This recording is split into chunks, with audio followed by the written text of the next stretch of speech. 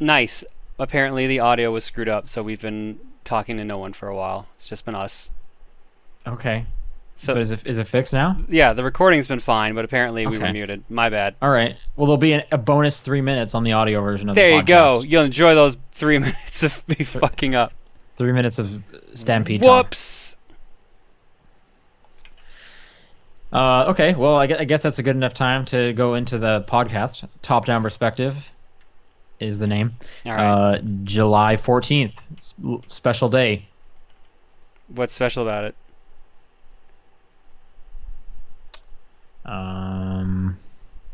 Friday the 14th. You're right. That's Yep. very important. Yep. John Wheeler's here. Sean Yo. Booker's here. Paul is not here this week. He should be back next week. He's busy working. And Before we get... Oh, go ahead. I was going to say, just to clarify the thing we were talking about that the viewers didn't see, but the audio listeners would have heard.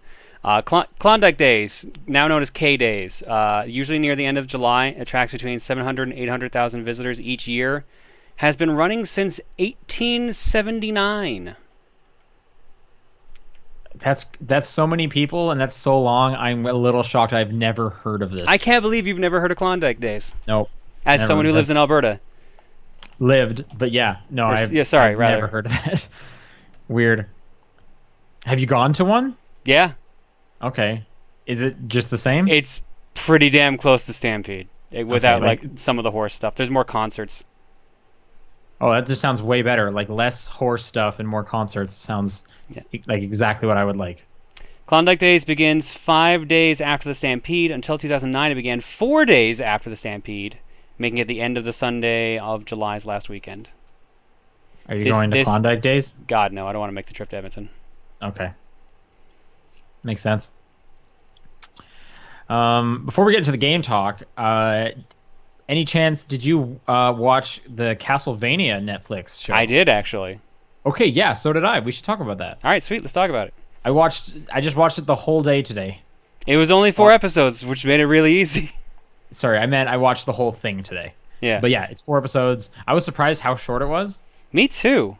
But everyone just kept saying like pretty like good things about it. I wouldn't say that no one was saying like great things. It was just kind of like, yeah, it's like watchable. Yeah. I enjoyed it. I thought it was Which fun. was more than I think anyone was expecting from a video game. I just wish TV there was thing. more than 4 episodes, but apparently they're getting a second season of roughly 8 episodes. So Yeah, that's what I heard as well. Yeah, it was probably just like a good proof of concept to see if like anyone was even interested. apparently this is a and- project that had been in like developer turmoil for a long time, so it finally came out on Netflix. Okay. What did you think of it? I thought it was really good. Yeah, I liked it too. I'm not I'm not huge into the animation style. Yeah, every now and then I'm like, hey, this is good, and then every now and then it's like, ugh. I liked all the action. The action looked really cool. I was surprised at the gore. There was more gore than I expected. Yeah, for sure, for sure. Follows Castlevania Trevor. 3. Follows what? Castlevania 3. It's Okay, the I was plot of gonna ask. Castlevania 3, yeah. I was gonna ask, like, because the only Castlevania I've played is like a few hours of Symphony of the Night, I think, and a bit of Simon's Quest on the Game Boy. Which- No, that's probably either Belmont's Curse or just Castlevania Adventure. No, hang on. I could have sworn it was. Okay, hang on. There's no Simon's Quest on the Game Boy, I'll tell you that much. Castlevania Game Boy. Unless it's Game Boy Advance. If you mean Game Boy Advance, then Castlevania no, this 1 was, is on there. This was Belmont's definite- Revenge, that's probably the one Belmont's you're thinking. Revenge. That's the. Oh wait, maybe not. Hang on. I need to see, because I didn't have the box for it, so I need to see what like the cart looks like. This gameplay basically looks like what it was, which I just didn't really like. Well, that means you just don't like traditional Castlevania, that's all. I don't like traditional Castlevania, I guess. It's real hard. Anyway, so I didn't know this was a real thing. I didn't even know is Trevor Belmont a real character? Yep, Castlevania 3. All the characters that you see, all the main characters rather, are there. So Alucard was in Castlevania 3. Sypha was in Castlevania 3. The only one that's missing is a character called Grant Dynasty.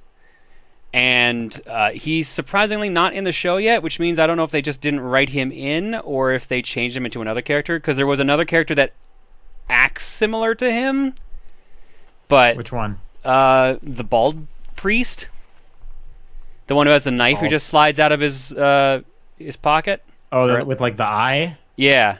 Okay. So I thought that was supposed to be him, and then when That guy didn't do anything. I know, which makes me think that's not supposed to be Grant, but Okay. Where would you so is it start to finish? Is it all of Castlevania 3, or is there a bunch of 3 they missed? no, there's a lot more of Castlevania 3 to go, obviously. Okay, so are you're saying like it could continue the Castlevania 3 storyline? Easily. Like I think Castlevania 3 has like 12 levels and they've covered maybe 3. Okay. For like they covered a clock tower, they covered Sypha getting in, they covered Alucard joining, and then there's just like a bunch. Now they have to like actually go to the castle and fight Drac. Okay, so there could theoretically be like another 3 seasons of this length. I would say 2 seasons of 4 or maybe 1 of 8. So maybe Okay, so you think they might finish Castlevania 3 in season 2? Yeah, unless they decide to drag it out a bit, which they have plenty of room to do, honestly. So yeah, like only 4 episodes. They like just barely touched like anything. yeah. So they could go kind of anywhere. And they are really fleshing it out too. Like they never really went too much into the church's involvement in the game, obviously because it was an NES game. The manual did a bit. Like a lot of the story they add in is based off like other Castlevania games, like Symphony of the Night, and just the manual for Castlevania 3. Like the whole scene at the beginning with like Lisa being burned at the stake. That's from Symphony of the Night. Oh, is it? Yeah. Okay. You would have to play real far into Symphony of the Night to have seen that bit, though. That's probably why I don't remember it. Okay.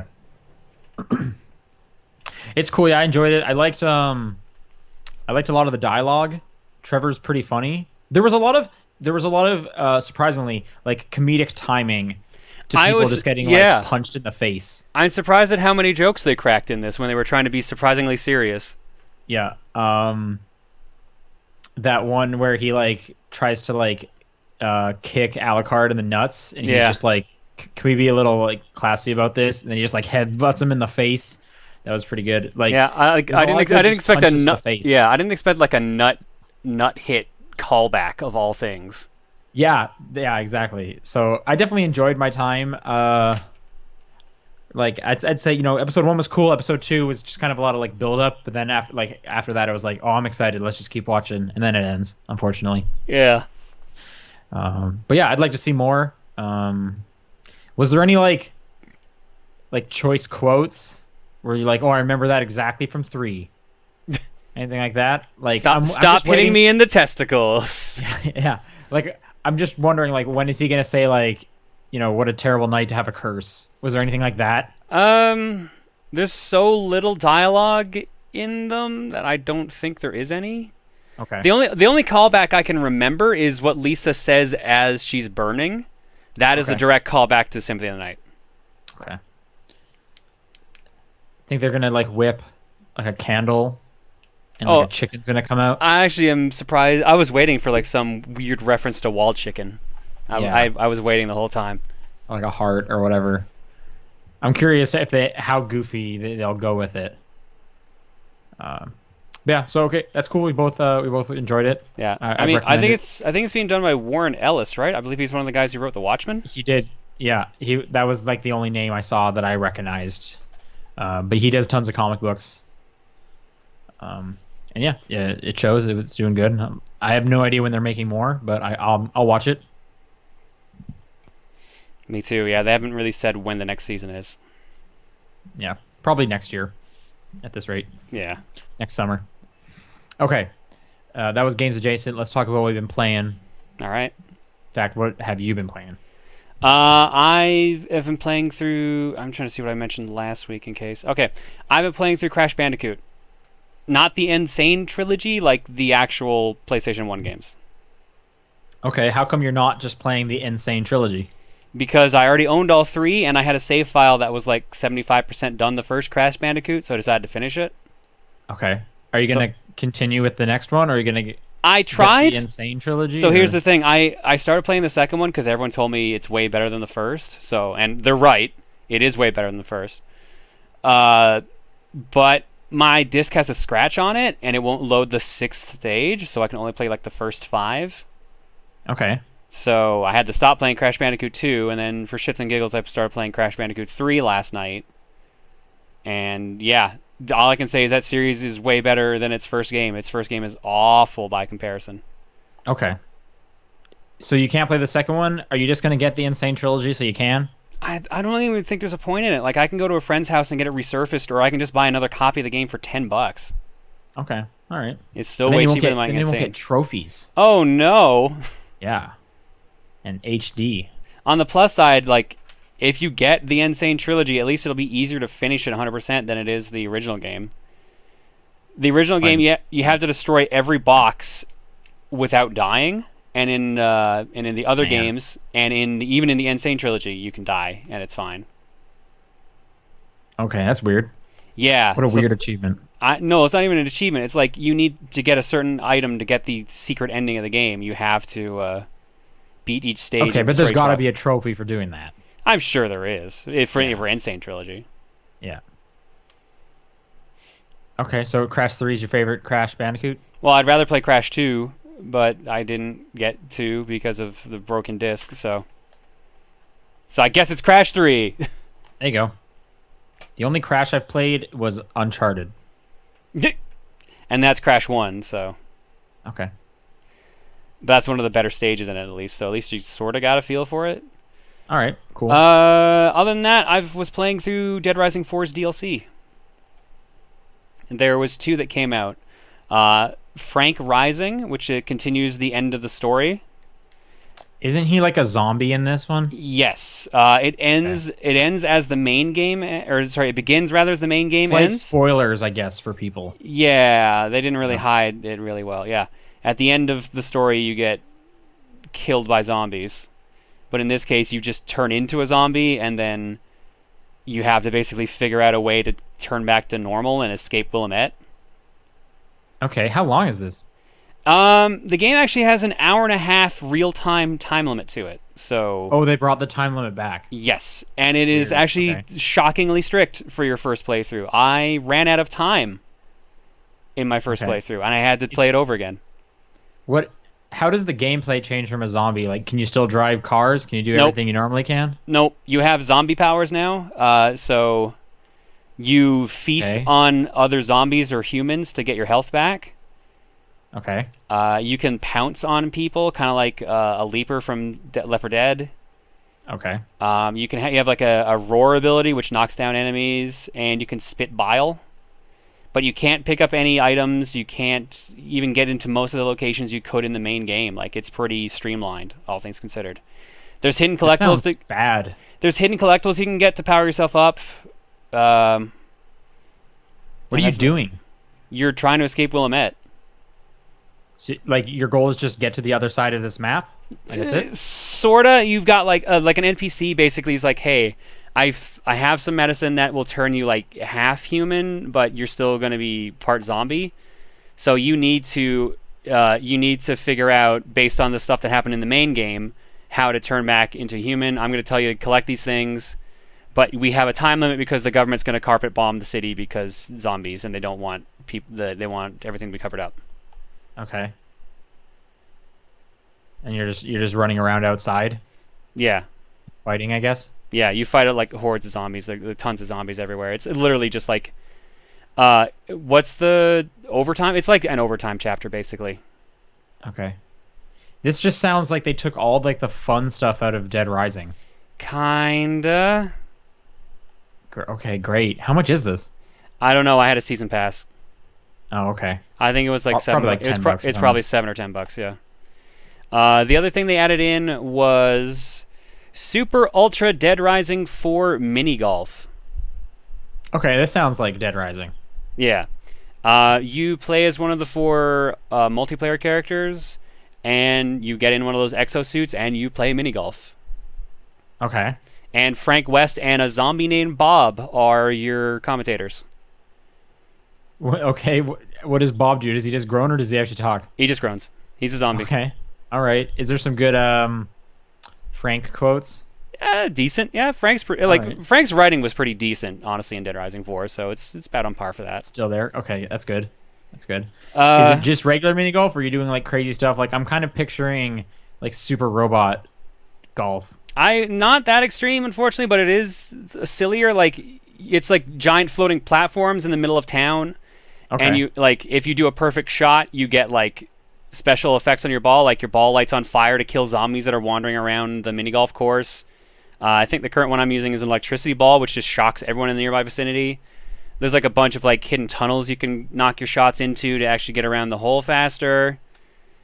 How golf simulation is it? It's pretty golf simulation. Like you have to like account for wind, or is it Oh just no hit no no! A There's it's always gonna land it's the meter. It's the meter. Okay. That's the All closest right. thing to simulation. There's no wind, but you have to make sure you're like your second click on the meter is within the green spot. Otherwise, you have like a hook or a slice on your shot. Okay, so it's not just like do a quick time event to hit the ball over there. No, Okay, you cool. you can specifically aim where your ball goes, and then you set your meter, and then you just do it like that.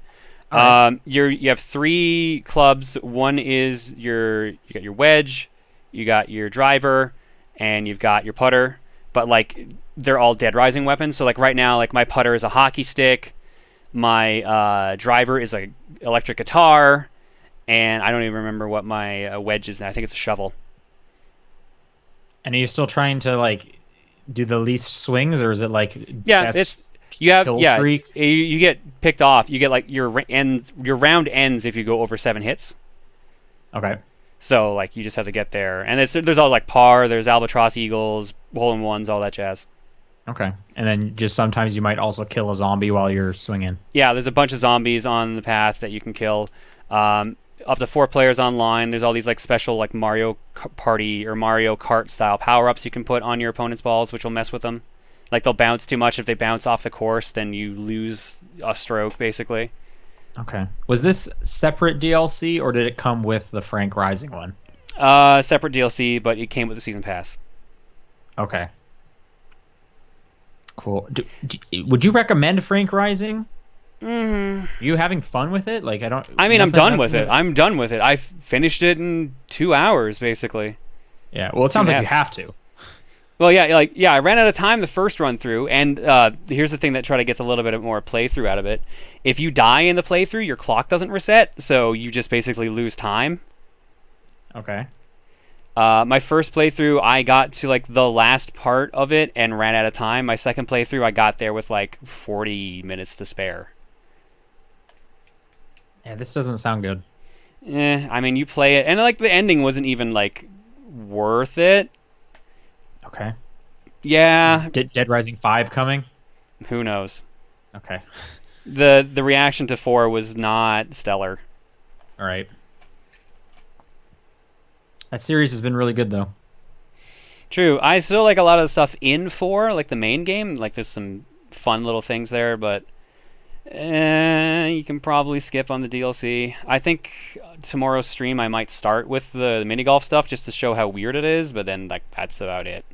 Like it's All not, right. in my opinion, it's not as fun as the DLC they did for 3, the Super Ultra arcade remix stuff. Right. They might do one of those for 4. Who knows? No, that's what this was supposed to be. Oh, okay. So there's no more DLC coming for the season pass people? As far as I know of, that's it. As far as I know, all of Dead Rising 4's DLC is out. Was it just those 2, or was there more? It was those 2, a bunch of like costume sets, and a bunch of like theme stuff. Like there was apparently a Christmas theme and a Valentine's Day theme. So the Christmas theme, like all the zombies are dressed as elves and Santa and reindeer and stuff like that. And the Valentine's Day theme, like a bunch of people are dressed like gingerbread men, chocolate bunnies, and like cupids. Okay, but it's just like a that. reskinning of the game. Yeah, it's just reskins. Okay. All right. So like you get some Christmas and Valentine's Day themed combo weapons and stuff like that. That's about it. Play anything else? No, that's about it. Okay. I got an Xbox One S this week. Ooh. Yeah, sold my my launch one to a buddy. It is so a few anecdotes from that. It is like shockingly easy to transfer everything to a new system. How? What'd you do? So I logged into my gamer my gamer tag on the S, Mm-hmm. and just everything was there and ready to download. Oh, That's it. That is start to finish done. damn. Like I didn't. It was literally just a log in, and then I go to my games and apps, and everything is already ready to install. And I just selected the things I wanted to install. That was the end of it. Nice. Like it was no like primary console, no. And I remember on like the 360, moving gamer tags took like 45 minutes sometimes, unless you had them on like a memory card or whatever or a USB stick. This was just insanely fast. I even texted a friend who did it before, and it was like, I think I'm done. Like I'm about to hit reset on my first one, but I'm just worried. Like, is there anything else to do? And he was like, no, because all the clouds, your save files are in the cloud. So all you need to do is log into a new console. Which makes me think like, wouldn't it just be easy to share games at this point? Like, why don't I just log in with my buddy's account, install, whatever game I don't have, and then just play it? You might be able to. Who knows? It seems like that should totally work as long as I have their password to their account. So I don't know. And then one weird thing. So when you get an S, for the longest time, because the S can't use the Kinect, there's no port for it. You were able to get an adapter for free, and I guess they canceled that in March of this year. So I can't use my Kinect anymore unless I want to spend $40 to buy the adapter, which is a bummer. But like the Kinect basically ignored me half the time anyway, so I don't really feel like spending $40 to yell at the Kinect to please, for the love of God, turn on the Xbox. So the Kinect is no longer plugged in at this point. I don't think they're going to make any more Kinect games anyway, so it really shouldn't matter. But I guess if something does come out, I'll probably pick up a used adapter, maybe? I don't know. But the one I got is still 500 gigs. I actually gave the new controller with my old Xbox to my friend when I sold it, because I didn't want to lose the day one 2013 controller, even though it is a worse controller, because like it doesn't have Bluetooth, it doesn't have the 3.5 millimeter headphone jack. But that's just like nice to have. Like, look, I got this on launch and whatnot, and it's so much smaller and quieter. Like that thing I could put in my backpack now. Like now the Xbox One is maybe something I take to my parents over Christmas or something like that. Whereas before it was like, well, there's no way I'm taking the Xbox. It is that small? It's like it's smaller than the PlayStation 4. I didn't realize that. I hadn't seen an S, like I hadn't held an S, so I wasn't sure how much smaller So it was. like, I'm not going to do hand things on the screen, but yeah, I think it's supposed to be like 60% smaller. If you just look up a comparison, they have like a picture of it like inside an old one, like the framework kind of. And yeah, it's like 40% the size. It is like an actual like usable console. It Jeez. is crazy small. Yeah. So And I heard the part's kinda Scorpio's even supposed to be even smaller, which is crazy. Yeah, I think I heard it was supposed to be a bit smaller. A lot of people were comparing it to like a PS2 Slim or something like that. But so at this point, it basically means I'm probably not going to get a Scorpio for a bit. There's not a ton I can take advantage of with the Scorpio, anyways. True.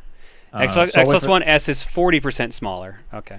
Okay, 40%. I knew there was something 40% related. But it definitely, like in my shelf, significantly looks a lot smaller. You can also put this one upright if you get a stand, but I really don't care. But yeah, so I'll probably just wait for the Scorpio to drop in price at some point, and then I'll probably do the same thing where I sell this one to offset some of the price of the new one. And I got the Minecraft bundle because that was the cheapest one for some reason. So I have a copy of Minecraft I need to install. Anyway, in terms of games I've been playing, I picked up the Room 3 again, the mobile game, the puzzle game series. I'm going back. I never finished 3, and I understand there's actually the Room game coming out later this year. Okay. So I wanted to wrap this one up, so I'm going through that. Those games are cool. You should try them on your phone because I know they're on Android and you like puzzle games. So that's definitely something to look into at some point. And the first ones have got to be like super cheap. Not much really to say about that. This game came out years ago. The game I've been playing the most of this week, though, is called Death Squared. And this game came out on Steam a few months ago, I believe, and it just came out on the Switch this last week, and that's what I've been playing it on. I got a review code for it, so I'm just finishing that up. It's a multiplayer, local multiplayer co-op puzzle game where you control robots. So you basically just kind of move robots around a polygonal grid. There's different heights to the grid, and you just have to like get the same color robot on the little circle, and then that's how you win. It kind of seems a bit like a poor man's Portal, because there's a lot of just like the AI talking to you, and it's not like making fun of you the whole time, but the premise is you're a office worker, so you're some guy his job is to just monitor these two to four AI bots go through these puzzles, and then while he's watching them, he's chatting with, I guess, like an overarching AI lady or whatever. So they'll just kind of have banter back and forth, which can be kind of funny. The puzzles are pretty good. Each Joy-Con controls one, and then if you want to play, you can even play four people or you can, I should say, you can control four of the robots with the two Joy-Cons by holding on the triggers to control other ones. So it's a lot of like tapping your head and rubbing your belly at the same time because you're controlling two at once. The four robot ones are super hard. I haven't played many of those. I'm just going through the single player mode where I'm controlling two robots. I wish the dialogue kind of went somewhere. It calls itself a story, but there is not really a story. The character will chat with the AI a bit, but it's just kind of like one-off gags. I kind of wish there was like you actually like uncovered something or learned something about, like, they have a cool kind of premise here of, the human is, he has the AI boss, and then he has to watch these other AIs. Like, they could have done something kind of cool there, but it's just, one-off gags every now and then. So it's kind of, there's no story, which is a bummer. And I also wish there was subtitles, because it seems that a lot of the charm of this game is to listen to these jokes. But if I'm taking it on, like I had it on a road trip the other day, but I just couldn't listen to what they were saying. I didn't want to have the speakers blasting. So subtitles seem like that was a weird thing to not have. Other than that, it's a little physicsy. So sometimes I feel like I shouldn't have been able to do what I just did, but I kind of physics my way through it. Or sometimes I feel like I died in a way I shouldn't really have, because the physics kind of went against me. But for the most part, it's fine. And I'd probably recommend it on Steam because it's a lot cheaper. But if you like puzzle games, this is a totally serviceable puzzle game. Cool. And I should have a review of that sometime next week. But that, I believe, is all I've been playing. Yep. Let's go on to the tiny bit of news we got. All right, not much has happened this past week. No, there's not. This is going to be a short episode. There's not a lot going on. Nintendo announced in Japan that production has ended on the small new 3DS. I've heard this is actually worldwide, not just in Japan. Oh, did other places other than Japan get these? Yes, we even got it eventually. I didn't think we got it. We got it a year after the large model came out. Are you sure? Yes. I'm gonna look. I don't believe you. I'm gonna look on Amazon. Animal Crossing Happy Home Designer had a bundle that came with it. Oh. That does actually sound familiar. Oh wait, and I see these Mario ones, and they don't say XL. So yeah, you're right. We did get them. Yeah, and the Pokemon Red and Blue ones. Those were also the small ones. Oh yeah, the 20th anniversary ones. I thought we only had the XLs. Nope. Which it's sucks. Weird. These small ones are significantly more expensive than the 3DS XLs you can get right now. Yeah, because they're all considered rare now. Yeah. If that model had come out before the XLs, I probably would have gotten that instead of the XL, because I liked the swappable faceplates. I liked having a size that was bigger than the original model, but not gigantic. But now that I've gotten used to the XL, I can't go back. Right, and I mean, now you have a Switch, which is even bigger. Yeah. So you could get a 2DS XL. That kind of looked nice, honestly. Yeah. Although I was watching Giant Bomb do like an opening one, I understand they feel a little like hollow slash lighter than you'd like, and also they kind of like the hinge kind of wobbles. They Hmm. definitely were able to just like shake it. It was weird. Anyway, so yeah, the small ones are stopping. That makes sense. That's the end of that. And then the other news I had was that Nintendo filed a trademark for something called Nintendo Check-in, which seems to be like in real life places you can bring something and maybe get something. It's probably just the new version of Nintendo Channel, I think is what they called it on the 3DS. What was the Nintendo channel? Was that like I a news thing? Something like that. It was like a little. It might have been called Nintendo Zone. Now that I think about it, I don't have my 3DS Okay. on me, so I can't check. But A lot of people. Go ahead. it was like you went to certain locations like Best Buys, McDonald's, and stuff like that, and you could like download demos of games. Oh, I You do could watch remember like, that. videos. Yeah. I think it was. I think it was like Nintendo Zone. I think so. Uh, did you ever do that? Once when it was first introduced. Yeah, I don't think I ever did that. If they do like some cool stuff with it, maybe. Like, here's an idea. Like Animal Crossing, if you get items, and I know they're doing the mobile version of Animal Crossing, so that would be cool. What if they? What if this was their replacement for Street Pass? Like, go like, it's like Foursquare. You check in certain locations, you get like puzzle items or whatever. I would. I don't think I would care about it. Hmm. Because even Street Pass, I stopped caring about, and that was like everyone was walking by. This one, I have to go to a certain place. I think the only way I would like really care about it is if when I went there with my phone, like there was a cool Pokemon there for Pokemon Go. So, anyways, that's it for news. Nothing's happening. Let's do the little bit of questions we have.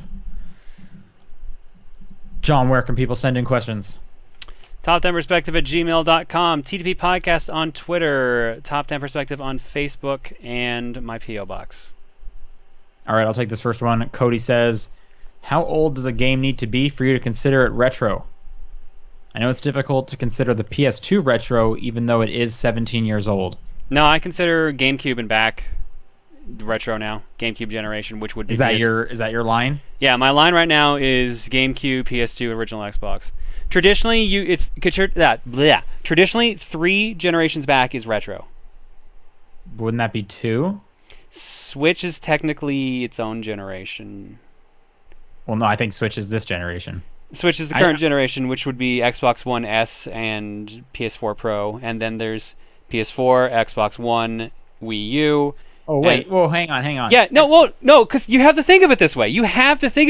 No. Switch. Xbox One S and PS4 Pro are the same generation as PS4 and Xbox. Okay, so then the Switch is its own generation by itself. Then The Switch is this generation. what was the Wii U? The Wii U was just a weird half step. No, it wasn't. Yeah, it was. That's not how that works. It was a weird half step, just like how the DSi comes out, and that's a weird half step. No, dude, that's not how that works. The Wii U, they wanted it to be this generation, but it didn't sell enough, so they had to. It was on the market for 3.5 years. Yeah, that's way cheaper. Not cheaper. That's way shorter than every other console is. 5 years is a generation with consoles. No, way longer. No. What about all the whole like PS3 10-year lifespan? Yeah. And also, aren't we currently in like the 6th year or something of one? No, wait, they came out in like 2014, so we're at 3 years at the moment. Because like the 360 and PS3 were around for a lot longer than everyone expected. That generation kept going. Yeah, but even then, it wasn't. Because that was 9 years. They got 9 years out of that. Yeah, see? And they always talked about PS3 being 10 years. I think the Wii U was supposed to be this generation. They would have loved it, but it didn't sell enough, so they had to like pull that plug. But it lasted like most of the standard length of a console generation. You can't just ignore it. You can't call 3.5 years a half step. I'm like including it in like half of it can be part of last generation. Then we'll go back to this then. What about all these like slightly more powerful versions of current generation consoles? PS3 Slim and PS2 Slim weren't more powerful, so they're different. I don't. Nah. No, if They're you're playing all the no, same no, no, games. no. If you're counting Wii U as a half step, then I'm counting PS4 Pro and Xbox One S and Scorpio and shit as half steps. But they play the exact same games. Yeah. There's no like specific games for. All right. The Guess new what one. the Wii U didn't do? It didn't play the same games. How can you say that the Switch is in the generation after the Xbox One and PS4? That's right what now. I'm These trying are to all tell right now. you. The current gen is Xbox One, PS4, and Switch.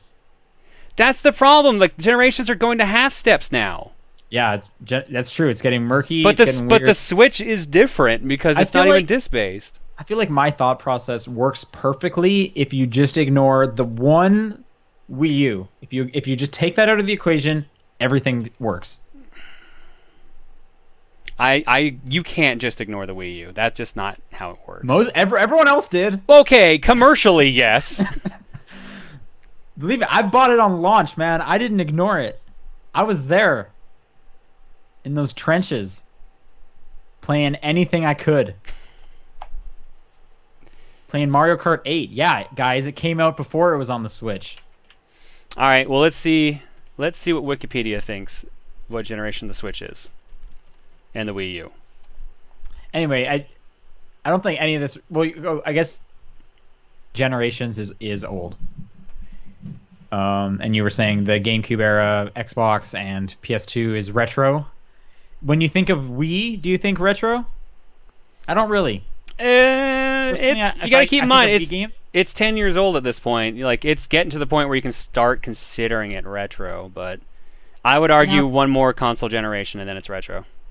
I'm just thinking, like, personally, when I think back to Wii U games, I don't think like Mario Galaxy. Oh yeah, that's a retro game. Like I just wouldn't say that.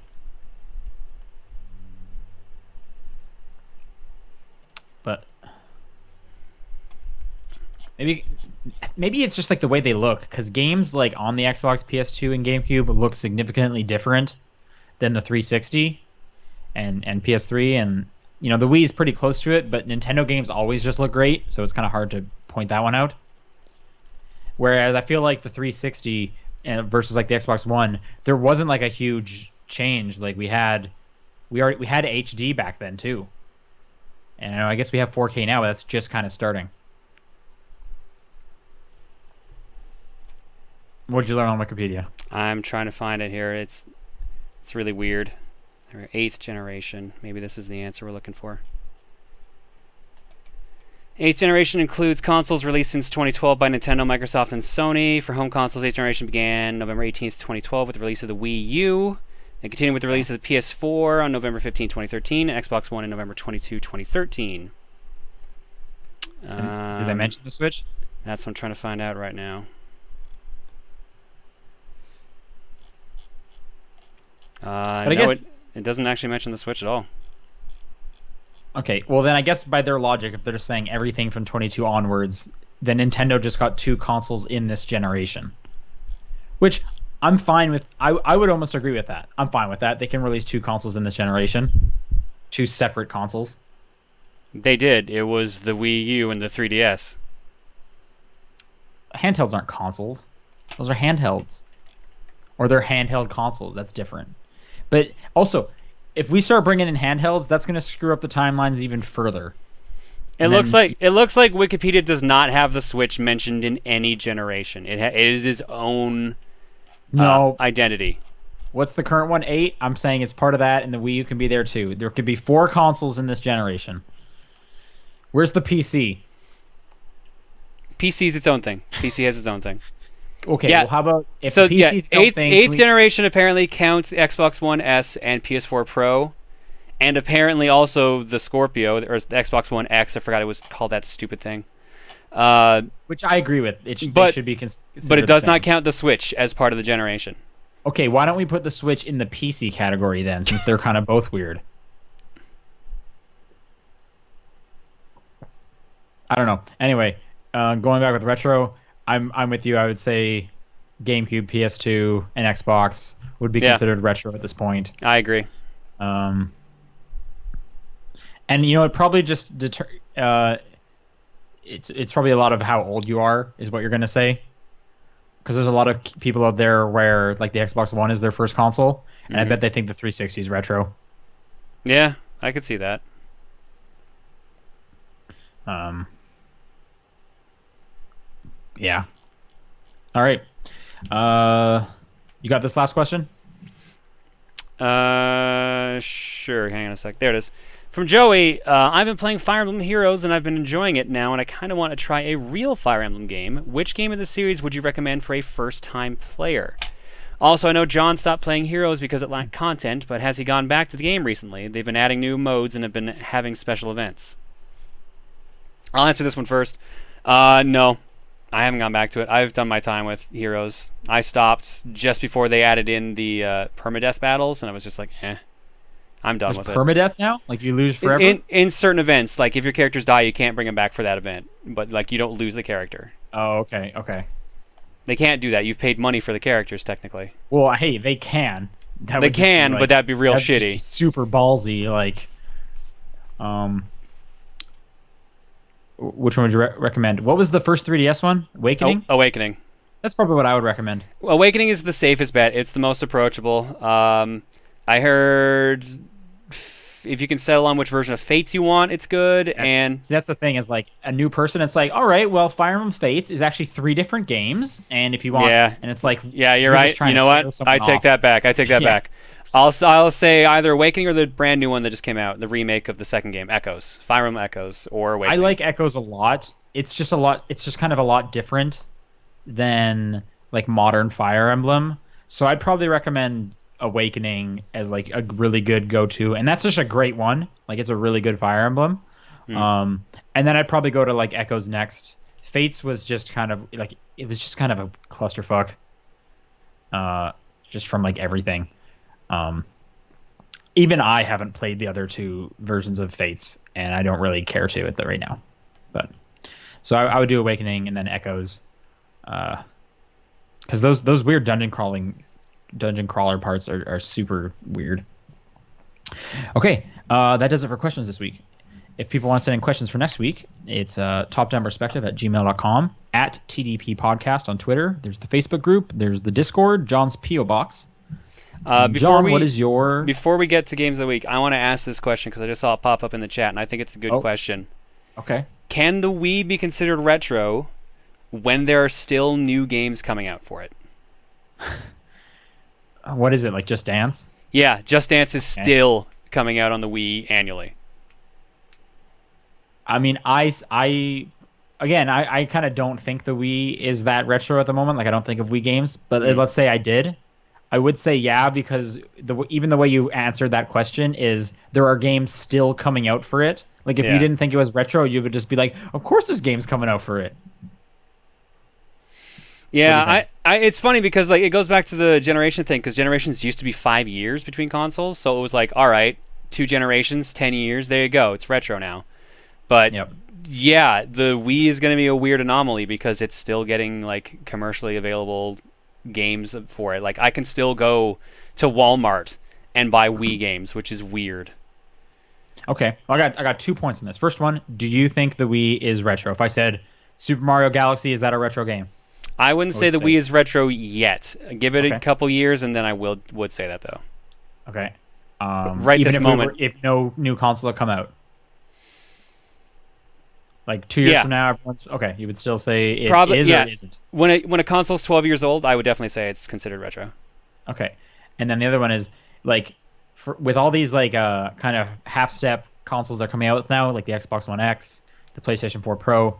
Maybe we won't even get generations anymore. Maybe those are done just like phones. We'll always just be getting... I'm sure, you know what? That's pretty much what the case is with the Xbox One S and the Scorpio and PS4 Pro. They're trying to just make like brands. Well, the S is basically just a Slim because it's not more powerful. I mean, yeah, no, it is actually because it supports 4K gaming and Blu-ray or no, what was it? Something with Blu-rays too. It supports 4K Blu-rays. Yeah, and it can like it can do 4K, but it doesn't do anything faster. It doesn't upscan stuff like that. So it's basically just kind of like a slim version, like the PS4 Slim. But like, yeah, like after the X, 3 more years, is there going to be like an X2 where? That's Like, I what think I it's wonder. Like the most revisions we've seen for a home console has been 3, and that was the PS3. and they all played their own like all Yeah, the games. there was no difference between the three aside from like size and like the parts. Yeah, and if we look at like phone models, is they all kind of have the same apps, but eventually people just stop supporting the older ones, or Yeah, phones can't take the new operating system. Like there's games that's like, hey, you need at least a 3-year-old phone at the to be able to play this game or whatever, and then some they just kind of run poorly. It makes me think of when I think it was either a Forza game or a Halo game came out on the 360, and it said you need a hard drive now. And they yeah. were making like a divide, like you can't use the arcade systems anymore or a memory card. You need to have a hard drive, otherwise this won't run. And I guess they could do that. It's going to start segmenting the audience, but it won't segment it any more than if they did just do like an Xbox 2, like a hard break in the line. So who knows what they're going to do? And I mean, everyone's fine with the phone model. Everyone's used to upgrading their phone every few years. Yeah, I don't know. I think generations are going to be weird from here on out, like you said. Yep. Except for Nintendo. Nintendo's not doing like anything like that. Yeah, because Nintendo's just like, we're going to do something unique that stands out, because that's what we want to do. And actually, when they do like, hey, we're gonna do a more powerful 3DS, then they release 2 games for it, and then they don't focus on the C stick anymore. Yeah, basically, I don't trust Nintendo for like half steps anymore. Yeah, there's no reason to. They never support it. Like the 2 DSi games that used the camera or whatever it was.